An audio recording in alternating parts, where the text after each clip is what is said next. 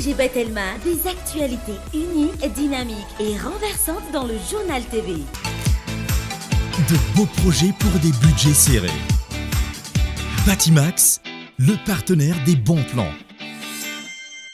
Batimax, la qualité au meilleur prix. Lulchanao ni fampalalam Vaovao.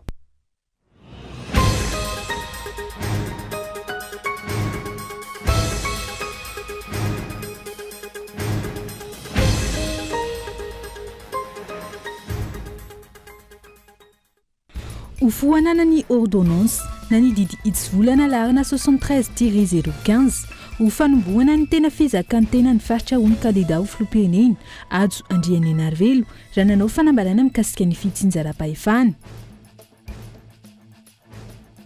Tokony hanamafy ny fitsirihana amin'ny antsipiriny ireo antota taratasy rehetra ilaina amin'ny firotsaham-kovidiana filoham-pirenena ny eo anivon'ny HCC na ny fitsarana avy momba ny lalam-panondrenana ho ireo mpamakafaka ara-politika nanaovana fanadihadiana mba hisorohana ny olana mety hiseho tahaka ny zava-misy ankehitriny sy hitandrona ihany koa ny voalazan'ny lalana velona. Niroso tamin'ny fanakatonana ny vavadin'ny Université Antananarivo ny CSS sampana Antananarivo androany. Hiditra tsy ho ela amin'ny taona fotsiny ny année blanche ny Université Antananarivo. Raha mitoy ny tsy fandraisana andraikitry ny fitondram-panjakana ho ny CSS sampana Antananarivo hatrany. Very andry ankinana ny akamaroan'ny vahoaka malagasy manoloana ny fahantrana lalina izay mianjady ny isan-tokantrano amin'izao fotoana. Marefy ny paikady ifehezana ny fiakaran'ny vidim-piainana, ny tsy fananan'asa sy ny maro hafa. Manoloan'izany, niroso tamin'ny fanaovana vadin'asa ny akamaroan'ireo mponina ary anisan'izany ny fiompiana kisoa sy ny akoho amam-borona. Any ivelany, misy fiatraika mivantana amin'ny Nigeria amin'izao fotoana ny fikatoanan'ny faritany Niger tamin'ny fa-20 ny volana Jolay lasa teo. Mirefy 500 kilometatra ny faritany iraisan'ny rototo ankehitriny izay misy akombetsaka amin'ny toe-karena sy ny sosialy ao Nigeria ankehitriny.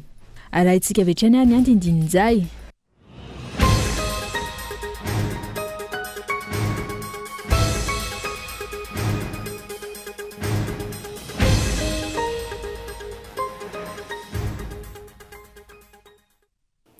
Alatsinainy 2 Aogositra 2024 ankafaliny indray tomboky lasy sy tomboky vavy no itsidiko ny tokantranonao amin'ny tsy alina itiko dia asaina mpanajana isika rehetra ny tokantrano anaraka ny fampalalam-baovao hatramin'ny farany ny matoan-dahatsohatra avy hatrany ary no anokafantsika izany ho amin'ny androany.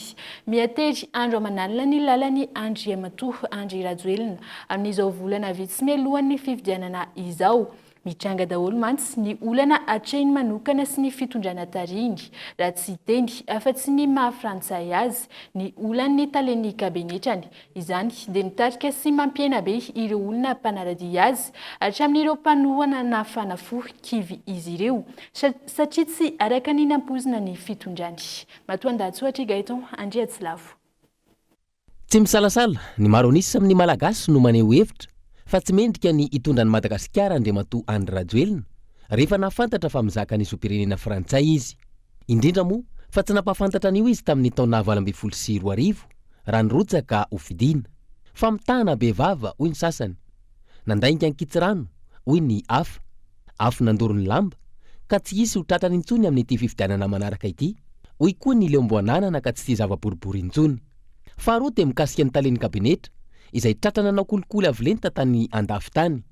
Mandeha be ny resaka ankehitriny fa toa tsy ho afa-maina amin'ny tiraharaha ity ny filoham-pirenena rehefa nosavain'ny mpanady ady Britanika ny telefônina mirakitra ny soratra sy ny feo samy hafa manodidina ity raharaha ity ary dia voatonontononao ny filoha Rajoelina. Mbola mila hamarinina tsara aloha ny vaovao fa izany na tsy izany dia tsy mandeha irery raha matotale fa sady nahazo tsodrano tamin'ny lehibeny no niasa mafy tamin'ny afera. No amafisiny ny vadiny raha teo izany. Misavoritaka ny ao andapa sy ny etamajoro politika ny Andry Rajoelina amin'izao fotoana izao. Miady saina ny amin'ny irotsahana na tsy ny amin'ny olona aroso ho kandida raha toka tsy ho afaka izy. Mbola marinina ihany koa ny vaovao momba an'izay. Na izany na tsy izany dia tery ny lalan'Andriamatoa Rajoelina. Fohy dia fohy ny fotoana andraisana fanapahan-kevitra. Ao anatin'izany rehetra izany dia miezaka ny tsy mampiseho adi-tsaina izy. Miezaka ny miseho vahoaka ao anaty fitokanana zava-bita, mambabo fon'olona ao anatin'ny loko volondoranjy. Misy ny mbola roboka, fa ny maro anisa amin'ny mponina lalovany dia sady tsy miraika intsony no mifosa any ambadika ka milaza fa tsy misy tratrany intsony akory any amin'ny fifidianana. Ny lalana nandratra tsy hiverenana intsony hoy ny hira. Ho foanana ny ordonnance na ny didy ijivolana larina 73-015 ho fanomboana ny tena fizaka ny tena ny faritra ho ny kandida ho filoham-pirenena ajo Andriana Narvelo raha nanao fanambarana mikasika ny fitsinjaram-pahefana raha avy hatrany ary ny mikasika izay. Ajo Andriana Narvelo kandida ho filoham-pirenena. Ry malagasy havako, tsy ampitsony ny fitsinjaram-pahefana ny ainana sy nazatra antsika hatramin'izao hampandrosoana aingana ny faritra. Efa tsy ampy ivelaran'ny herijika sy ny herivelo resaky ny faritra intsony, hany ka to mihitsoka sy tsy mandroso makaisy sika. Niova tanteraka ny zava-misy ankehitriny, niova tanteraka ny contexte, akoatra ny fanirian'ny faritra andray an-tanana bebe kokoa ny ampitsony. Fotom-pisainana sy fomba fiasa vaovao ny takiany fitsinjaram-pahefana amin'izao vanim-potoana iainantsika izao. Mila sahy isika mametraka fitokisana amin'ireo mpitantana isan'ambaratongany, na be ny tanàna, na lehibe ny faritra, na lehibe ny faritany, ary eo ihany koa ireo olom-boatendry. Tsy vitan'ny resa-bola fotsiny io, fa mila fahavononana amelan'ny olona tsiraray avy asa malalaka, lavitry ny teritery sy ny didiko fe lehibe. Manome ohatra ihany aho, ny fahafahan'izy ireo mandray fepetriny fotony no hanamora ny fandraharana ka hiteraka asa isan-tokantrano, ary koa hitondra vahaolana ara-podi-drafitrasa ho an'ireo tantsaha. Izay no ampifanaraka ny etaetan'ny olom-pirenena sy ny etaetan'ny faritra. Noho izany, ho foanantsika ny ordonnance 73-015 izay nanafoana ny budget provincial satria mifanohatra tanteraka amin'ny foto-kevitry ny fitsinjaram-pahefana ho apetrantsika izay makany amin'ny fizakantena ny faritra. Sahy isika, sahy iova, fomba fijery ary maika isika norona ny ampitso. Ajo Andriana Narvelo kandida ho filoham-pirenena.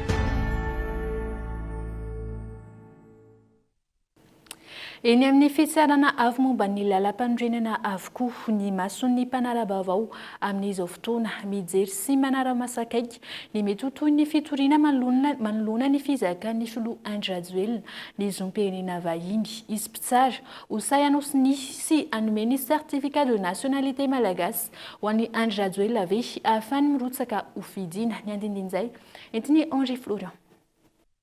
Raha nangingina ny resaka nationalité ny filoha Andry Rajoelina tato ato, manomboka miverina eo ambony latabatra indray zany ankehitriny. Eo ampelatany ny mpitsara ny raharaha ary andrasany mariny hoe iza no say sa iza ny mpitsara ho voatambitamby manokana ka ho say hanao soni ilay taratasy fanamarinana mahamalagasy any Andry Rajoelina izay isa singa iray tsy maintsy ilaina amin'ny antoto taratasy firotsako fidiana filoham-pirenena. Nanamafy ny mpandrindra nasionaly ny antoko HVM fa samy miala ilany tsy mety anao soni io certificat de nationalité io avokoa ny mpitsara amin'izao fotoana izao.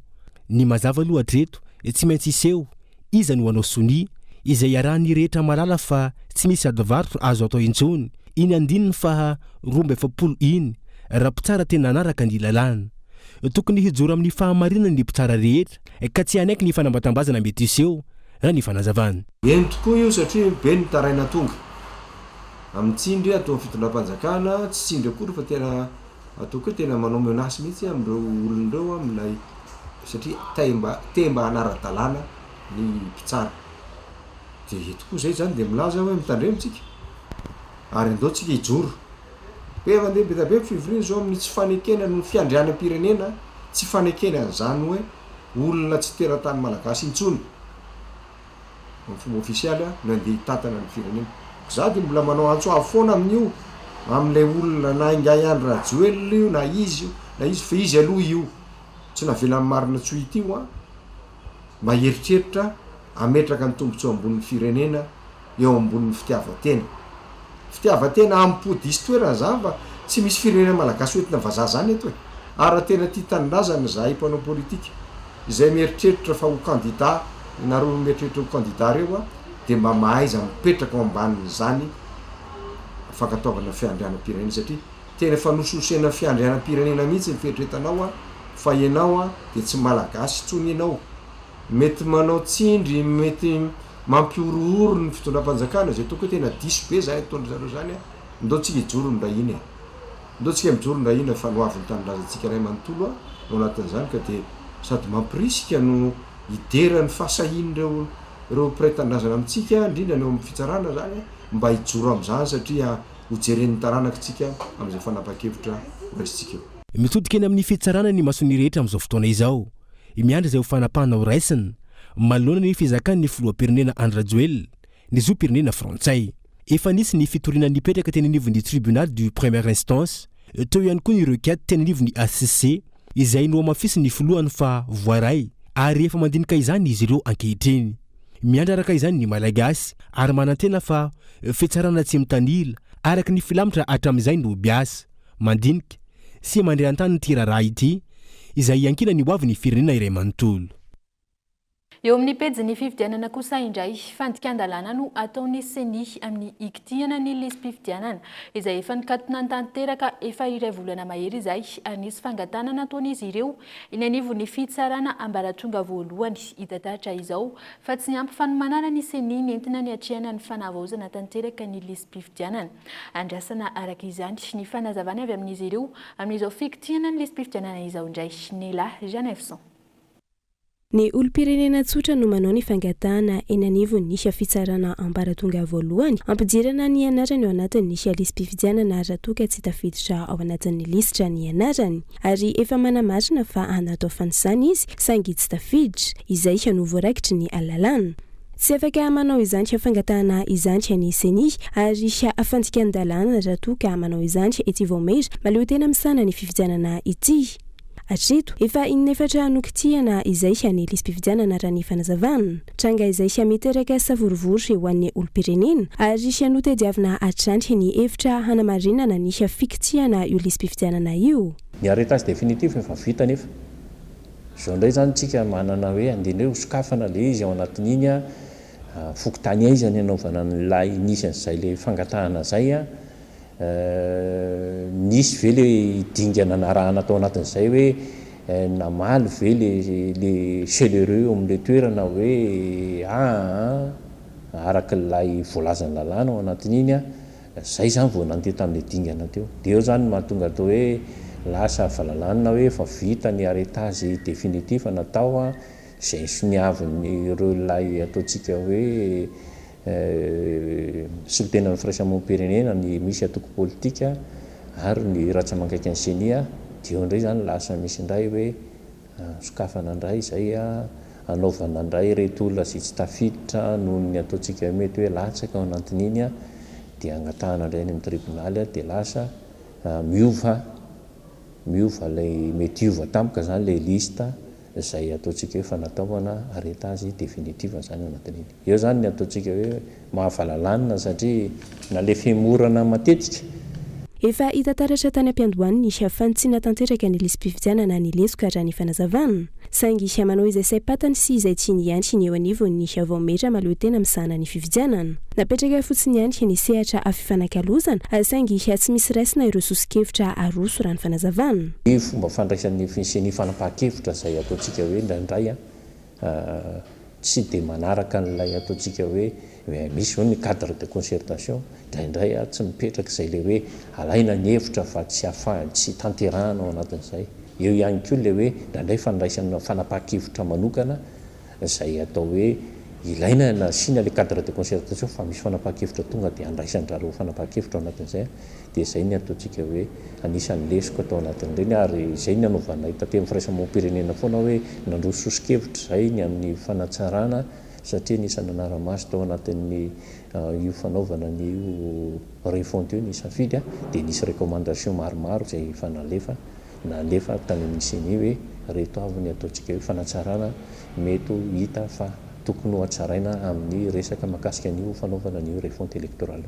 Mipetraka ny fanontaniana araka izany hoe iza indray no tsy tafiditra ao anatiny ity lisy-pifidianana ity aka anova nisy seni fandikan-dalàna tahaka izao. Andrasana ihany koa ny fanazavana feno mahakasika ity raharaha ity. Manohana sy manampy ny vahoaka manao fangatahana no fa tokony ataony nisy Vaomera fa tsy manao ny fangatahana izy tenany na izany aza misy ihany ny lalàna mifehy izany fa tsy izay tiany akory. Andrasana no mety ho toy ny ilay raharaha ro mivosa hoy ny praiminisitra lehibe ny gouvernemanta raha naneho ny heviny mahakasika izany androany tsy manana fahefana mikasika io raharaha io ny fanjakana malagasy raha ny fanazavana tranga izay mampametra-panontaniana ny maro manoloana ny andraikitra sy ny toerana noraisiny ro mivosa teto amin'ny firenena ka itao Andriatsilavy no mitondra antsika ny andindin'izay. Tsy manana fahefana hiditra amin'ny raharaha kolikoly mahavoasaringitra ny ro mivosa ny fanjakana malagasy hoy ny praiminisitra lehibe ny gouvernemanta androany. Andrasana hoy izy ny vokatry ny fanadihadiana sy ny valiny ny fitsarana. Treo ny makasika an'izany satria eo anivon'ny fitsarana any Londres ny raharaha dia miandry satria hitanareo fa hoe wisy ny fitsarana makasika an'izany atsoatsy. Fantatrareo fa ny fanjakana malagasy dia tsy manana ataoko hoe autorité makasika an'izany rehetra zany dia fantatsika eo ny famarinana makasika ny zavatra. Raha izay fanehoan-kevitra ny praiminisitra izay, olona madio ary tsy manana eritreritra hanokatra fanadihadiana ihany koa ny fanjakana malagasy. Tsy manana eritreritra hitondra ilay raharaha iny amin'ny bianco sy ireo rafitra miady amin'ny kolikoly eto amintsika. No ilay raharaha any amin'ny firenenekafa ka tsy mahakasika ny Madagasikara ve no anton'izany sa misy antony hafa? Aiza ho aiza ny etika sy ny valeur ananan'ilay olona amin'ny maha-olona ambony na nanandraikitra ambony teto amin'ny firenena azy raha izany. Ny firenena iray manontolo rehefa ny voatonontonona sy maloto endrika manerana izao tontolo izao no ny ahiahy kolikoly sy ny fakana vola tamin'ilay orinasa hitrandraka renan-kibony tany eto Madagasikara. Sambandaraha manana ny maha-izy azy ary manana ny laza ny mikasika ny ady amin'ny kolikoly ny NCA ary inona fa ivoaka araka ny tokony ho izy ny fanadihadiana ataon'izy ireo mikasika ilay raharaha. Ankilany, iroso amin'ny fampiaonana ireo mpisehatra sy mpanao politika isy ny fifidianana madio sy mangarahara ary ekeny rehetra ny FFKM ny 7 Aogositra ho avy izao. Zava-dehibe izany hoy ny praiminisitra ary tanjo napetraky ny rehetra ny isy ny fifidianana lavitra ny korontana. Eritreritra rehetrarehetra ny ataoko hoe ny fomba rehetrarehetra mba ahafahana Madagasikara miditra ao anatin'ny sotram-pifidianana milamina dia tsara daholo zany. Zany fomba fijeriko an'ilay izy BTB no manana initiative mahakasika an'izany fa raha ohatra ka miditra ao anatin'ny ataoko hoe fandaminana mba tsy korontana ny firenena zavatra lehibe amiko daholo zay rehetrarehetra zay. Raha iverenana nivoatra ankehitriny ny raharaha mikasika ny talian'ny kabinetra ny fiadidina ny Repoblika teo aloha Romy Vos. Mivoatra isan'andro ary miseho ihany koa ny tsy fanaran-dalàna ataon'ny CENI mikasika ny fanomanana ny fifidianana. Tranga izay efa nanaovany antoko, mpanao politika, fiarahamonim-pirenena sy olon-tsotra antoavo, isoroana ny mety ho savorovoro ateraka izany. Samy miandry araka izany ny rehetra, ka isy ny fandraisana andraikitra mahana ireo olana miteraka ahiahy ireo. Ny fifidianana madio, mangarahara, ekeny rehetra hatrany no tanjona anatin'izany rehetra izany. Tokony anamafy ny fitsirihana amin'ny antsipirihiny ireo antota taratasy rehetra ilaina amin'ny firotsaham-pifidiana filoham-pirenena ny eo anivon'ny HCC mba hisorohana ny olona mety hiseho tahaka ny zava-misy ankehitriny sy hitandrona ihany koa ny voalazan'ny lalàna velona no anton'izany hoy ireo mpamakafaka ara-politika nanaovana fanadihadiana androany. Ndia larobi ho avy izao no daty voatondro ho fanomboa ny fametrahana ireo antota taratasy filazaham-pifidiana ho an'ireo izay hifanina ao amin'ny fifidianana filoham-pirenena eny anivon'ny ny fitsarana avo momba ny lalam-panorenana na ny ACC mba hisoroana ny olana mety hiseho tahaka ny zava-misy ankehitriny sy hitandrona izay voalazan'ny lalàna. Tokony hanamafy ny fitsirihana ireo antota taratasy ny eo anivon'ny ACC raha ny fanehoan-kevitry ny mpamakafaka ara-politika androany. Antenana ihany koa fa ho valeny ty fitsarana ity ny fitoriana momba ny fizakan'ny filoha Andrajoel ny zo-pirenena vahiny saingy mitantana ny firenena. Miangavy atanandroa aprindra ny firenena ity sy aplamina ny firenena ity dia mangataka ny ACC ny fitsarana avy lampandrenana anao investigation na fikarohana farany lalina ny dossier andreo candidat tsiraray avy mba tsy mpihotrano ny zavatra tsony any arina ka misy zavatra ho surprise indray hoe fa maninona indray ty olo ty lasa ohatra zao hoe amarino daholo ny dossier andreo candidat reo hoe zo-pirenena malagasy tokana ve tsy manana zo-pirenena fa tsy malagasy ve izy asa manana zo-pirenena anankiroa tsy maninona izany fa amarino daholo aloha reo satria zoan'ny fitsarana avy lampandrenana no mijery an'izay. Manoloana n'izao firotsaham-pifidiana ho filoham-pirenena izao dia misy an'ireo fitoriana napetraky ny andray atao hoe olom-pirenena sy ireo mpanao politika hafa mikasika ny atao hoe zo-pirenena indrindra fa filoham-pirenena ankehitriny.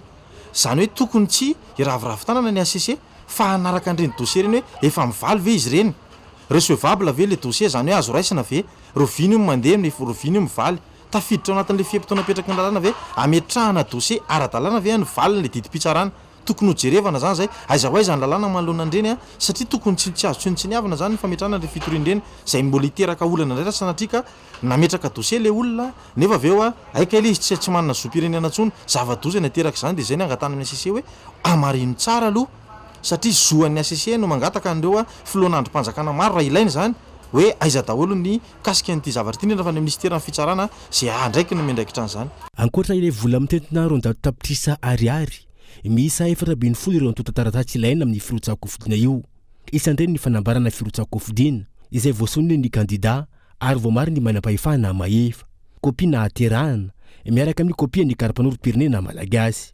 certificat de nationalité malagasy nomena lasaky ny enim-bolana taratasy casier judiciaire na bulletin numéro 3 taratasy fanamarina avy amin'ny tompon'andraikitra ny etra fanavoaloha ny etra ara-dalàna tokony alohan'ny rehetra ilay kandida taratasy fanambarana avy amin'ny ilay kandida fa navoaloha etra sy tanton-ketra ara-dalàna izy eo ihany koa ny taratasy filazam-pananana toy ny tany sy ny trano rehetra any ilay kandida sy ny filazany ny fidiram-bolany rehetra sy ny maro samihafa ankoatra ireo voalaza ireo antota taratasy maromaro ihany koa no mbola ilaina amin'izany firotsakofidina izany andrasana manomboka ny alaroby ho avy izao araka izany ireo kandida zay androsaka ny antota taratasy firotsakofidina eny Ambohida.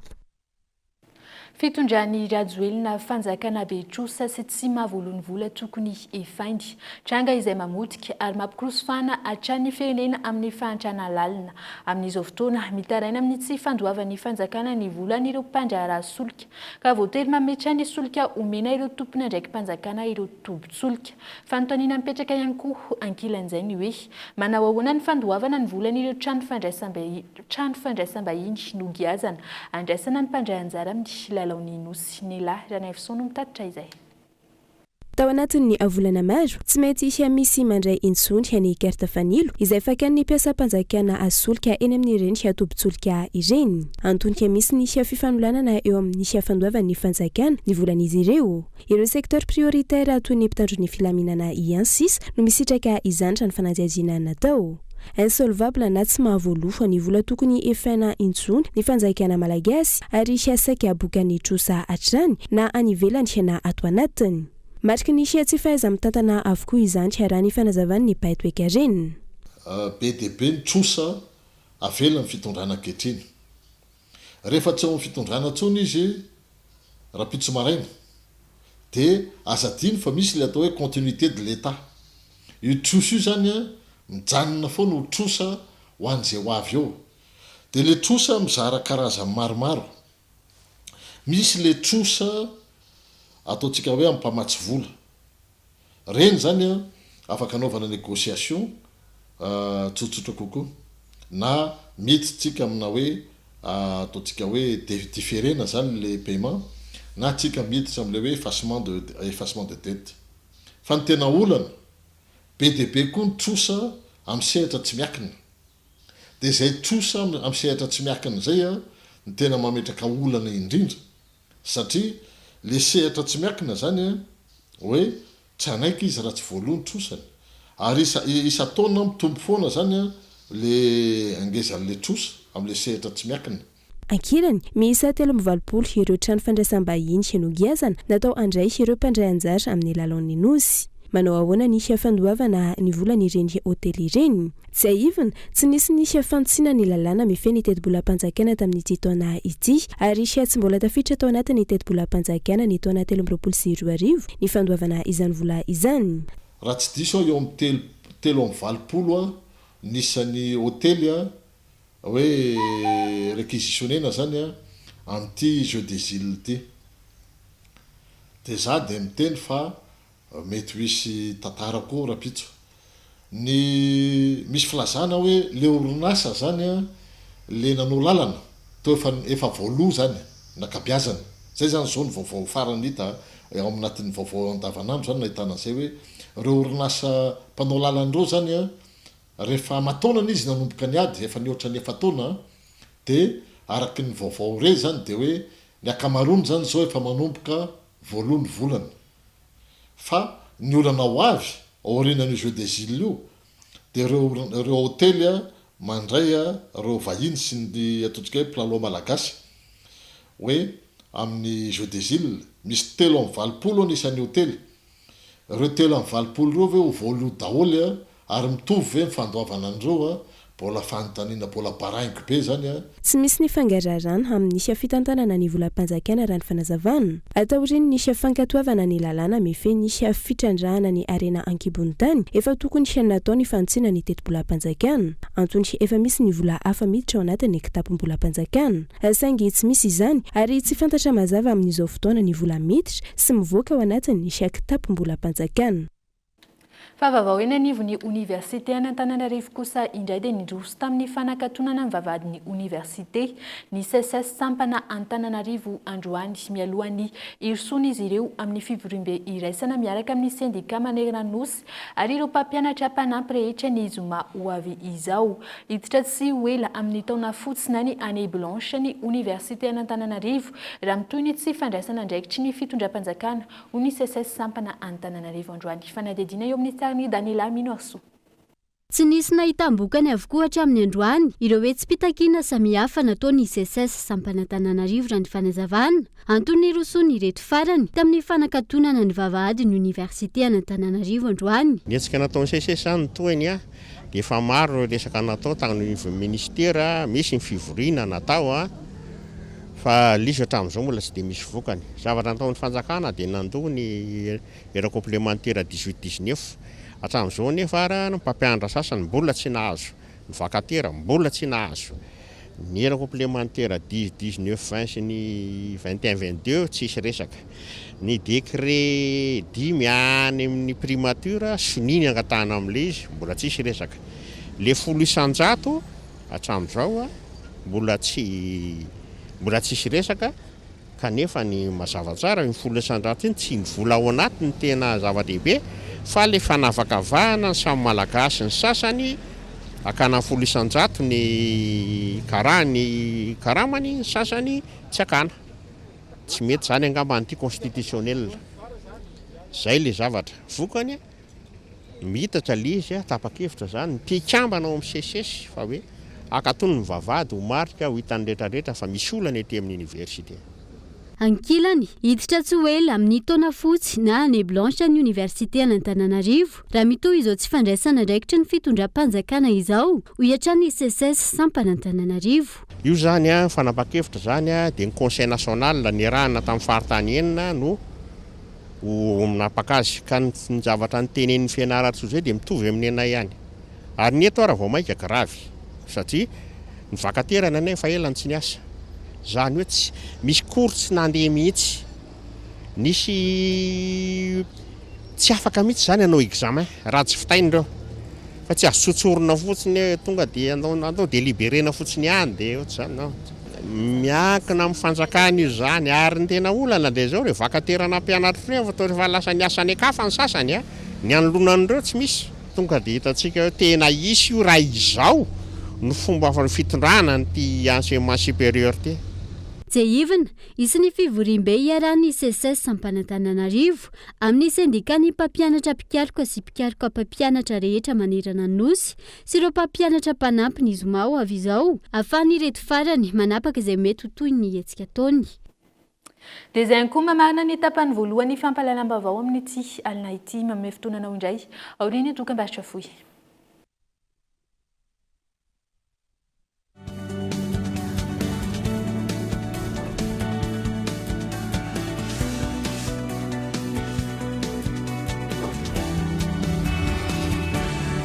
Studio 58 Manoltranao New Razar.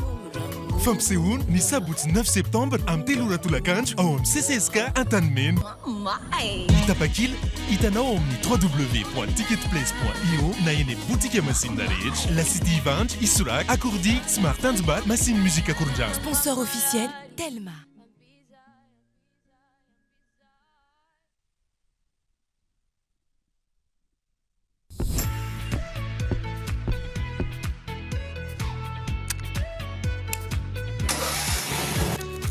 Des équipements abordables et de qualité. Batimax, le partenaire des bons plans. Maximax, la qualité au meilleur prix.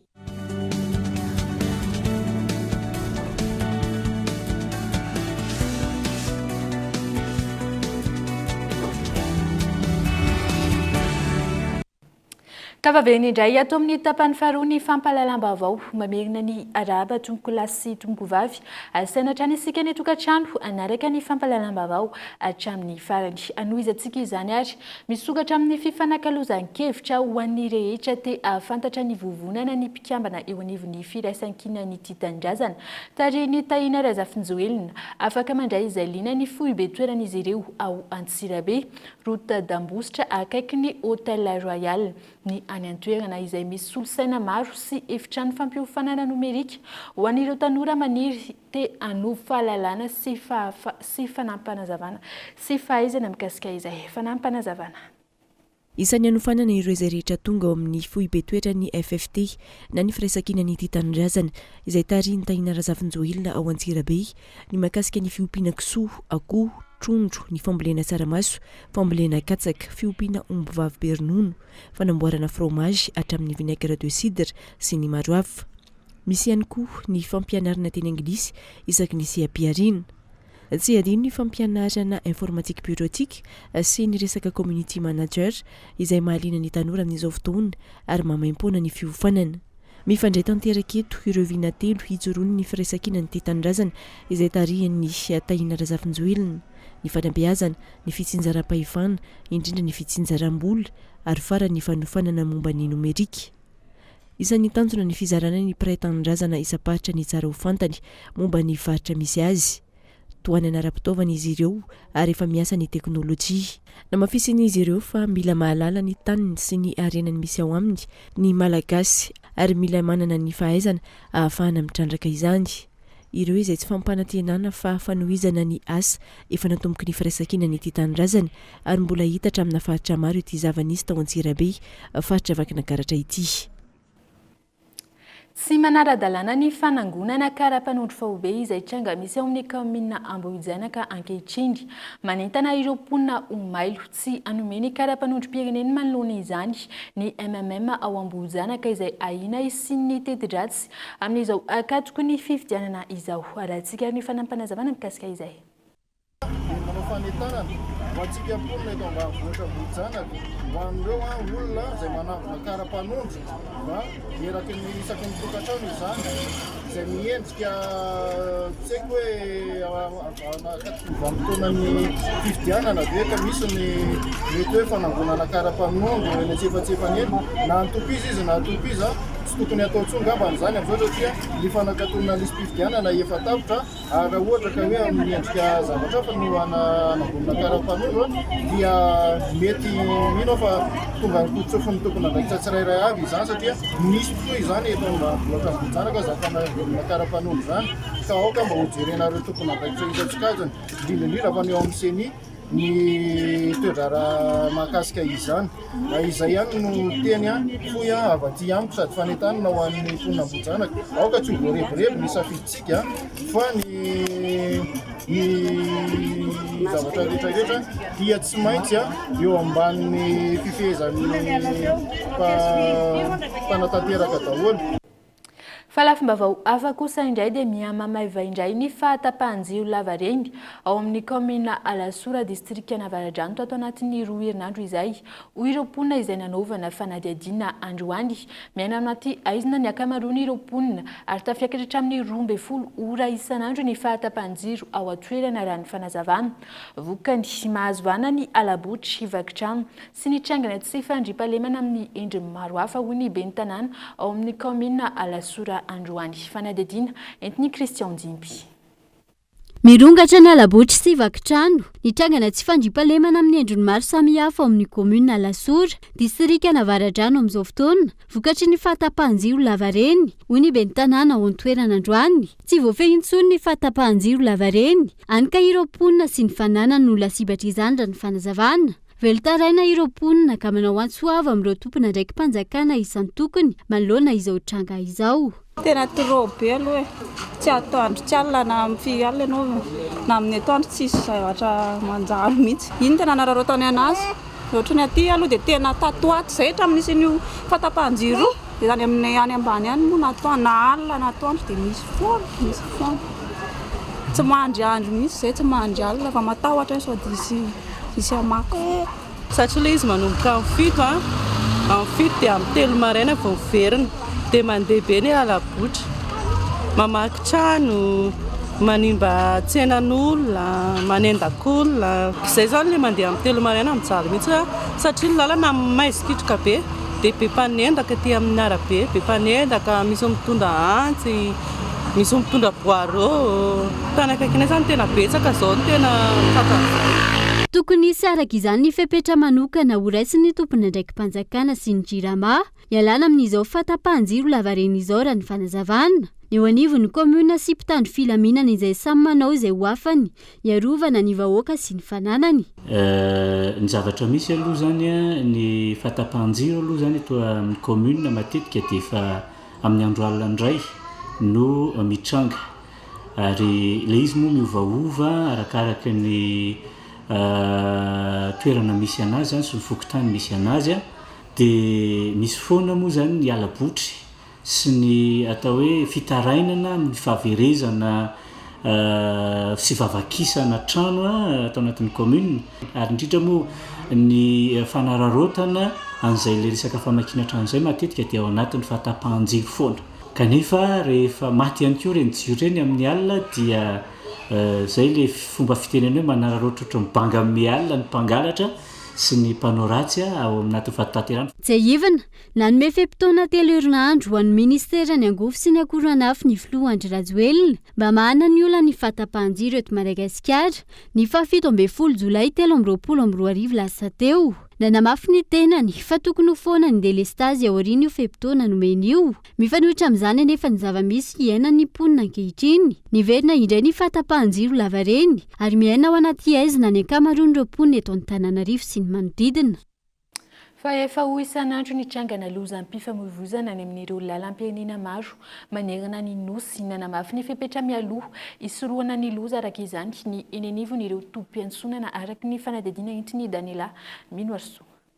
Ny sesy tato anatin'ny andro vitsy ny lozam-pifamoivoizana nitranga tamin'ireo lalam-pirenena maro manerana ny nosy isan'izany ohatra ny tao amin'ny lalam-pirenena faharoa teo maro voalavo be forina izay nahafatesan'olona miisa 7 sy naratran'olona manodidina ny 13 maly ny lalam-pirenena faharoa amby 70 teo anelanelany Manovorika sy komuna na Sandratrony distrika ny Sandra izay nahafatesan'olona miisa 7 ihany koa ary naratrana olona manodidina ny 2 amby 70 ny sabotsy lasa teo isorohana ny loza fepetra noraisin'ny tompona andraikitra eo anivon'ny tompo-piantsonana Androta-penaka ny fisavana ireo fiara miainga foana no itenenana ny rehetra hoe oka samy mitandrina ny mpampiasa lalana rehetra mihitsy satria amin'izao fotoana ny fiara-tsasatra izao dia maro le fiara mivezivezy eran'ny lalana eny dia tokony hitandrina foana ny mpamily to anatin'izay nefa ny fepetra ny raisinay efa hatramin'izay foana aloha zany dia misy foana fanaraha-maso ny fiara mialy eto amin'ny tompo-piantsonana dia eo ihany koa ny fampatsahivana an'ireo mpamily ny anjara andraikitra goavana izay hatreny eny amin'ny lalana eny mba tsy isin'izay hoe fandehanana mafy fitazomana ny hoe allure normale sy ny fahatongavana tsara ny amin'ny toerana fahatongavana zany. Ankilany, mpamily avokoa no tompona andraikitra ny 20 hatramin'ny 550 isanjato ny lozam-pifamoivoizana miseho ny fanazavana. Manoloan'izany, manana didy amin'ny fiarovana ny hain'ireo mpandeha ireto farany amin'ny alalan'ny fanamafisana ny fitandremana.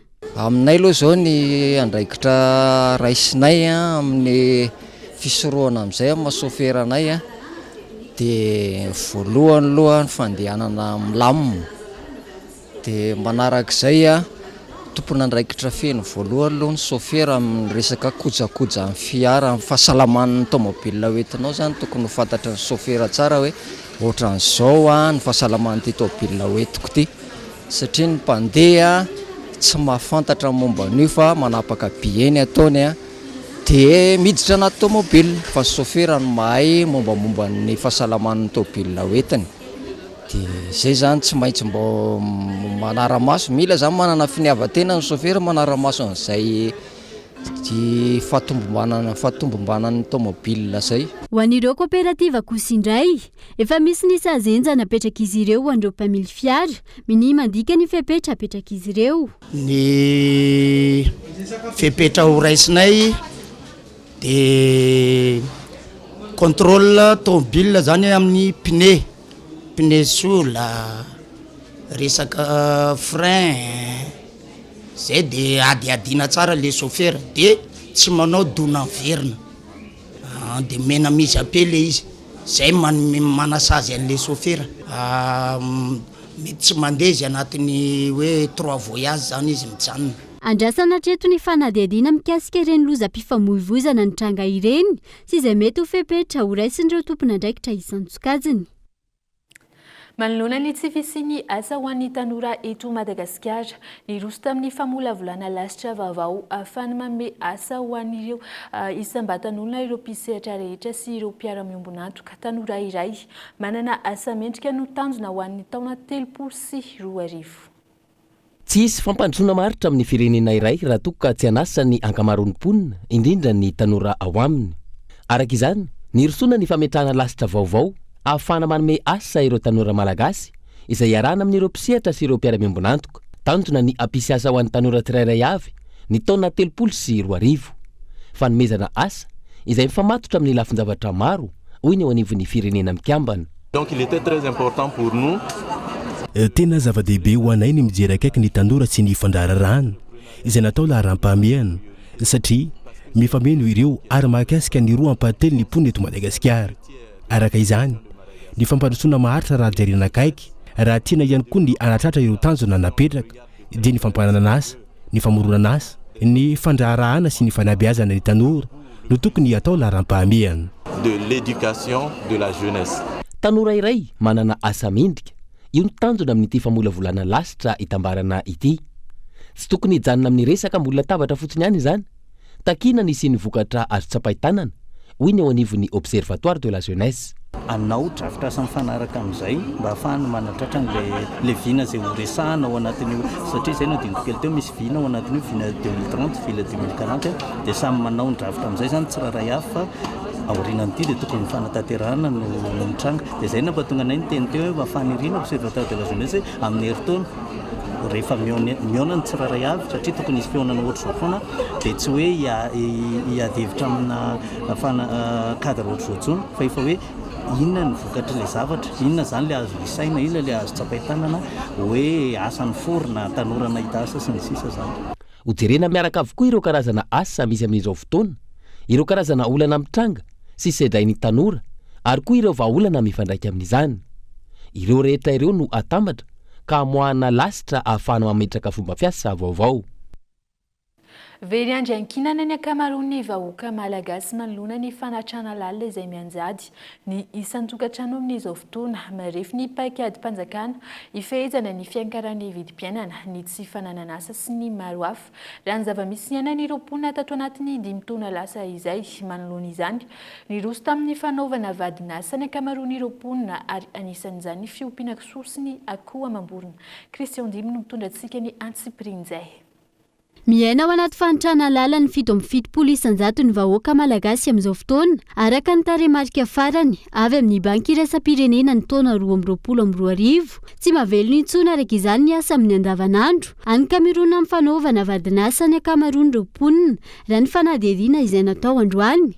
Isan'izany ny fiompiana kisoa izay isany miantoka ny tahirim-bola hiatrehana ny fidiran'ny mpianatra ho an'ireo ray aman-dreny raha ny fanazavana. Raha tsisy an'ilay fiompiana aloha dia tsy vita ny fidiran'ny mpianatra sy mikaikiana rehetrarehetra vadin'asa izy io ka ilay fitadiavana efa tsy dia mety tsiny dia mba aminy mba manarina le izy tena mahavonjy tokoa le izy.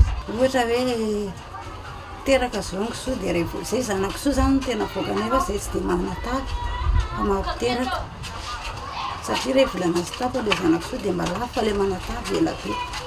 Izaky ny ambonana ilay zana-kisoa zany tsy dia mila sakafo be fa vao mianatra mihinana kely hoe rehefa volana azy tapany dia afaka amidinao ilay izy. Ny mahombo moa tsy dia misy fa mba rehefa misy efimpisana kely hoe dia izay. Na eo azy izany, misedra olana ireo mpiompy no ny fiakarany vidin'ireo sakafom-biby eny anivon'ireo toeram-pivarotana.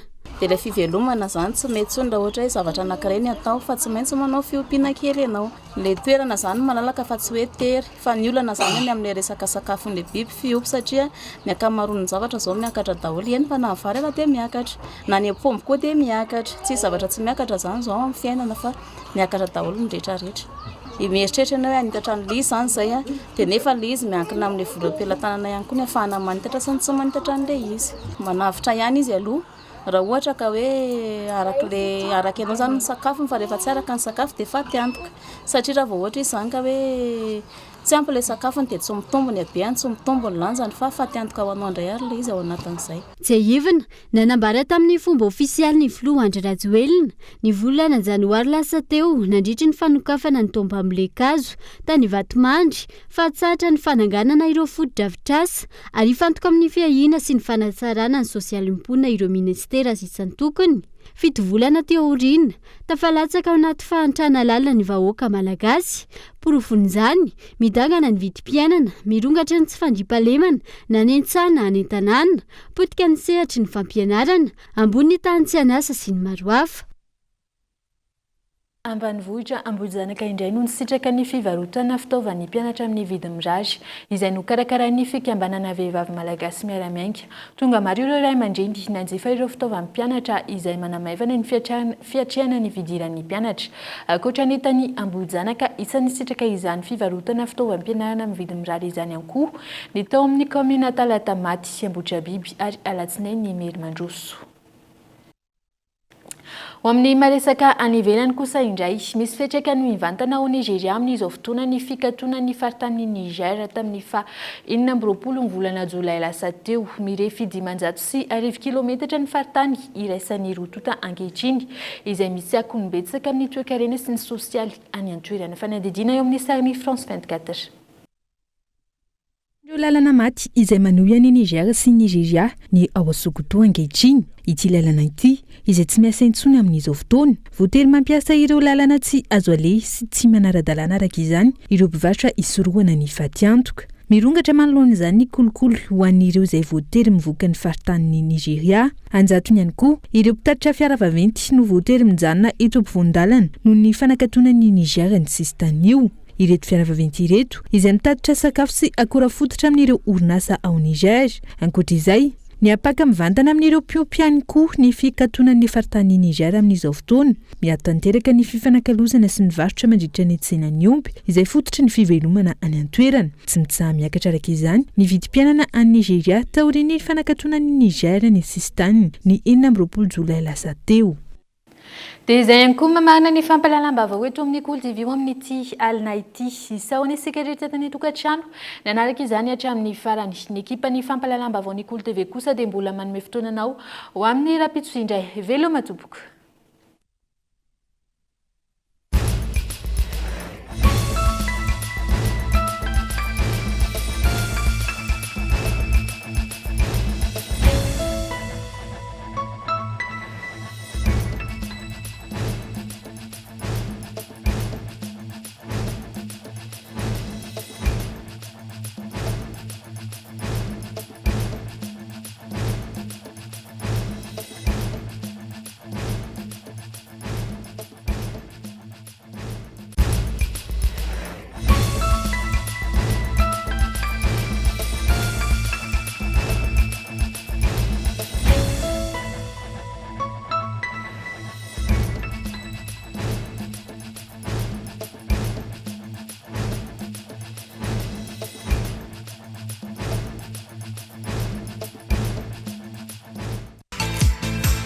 De beaux projets pour des budgets serrés. Batimax, le partenaire des bons plans. Batimax, la qualité au meilleur prix. Vous a présenté Vaovao. 5G Batelma, des actualités uniques, dynamiques et renversantes dans le journal TV.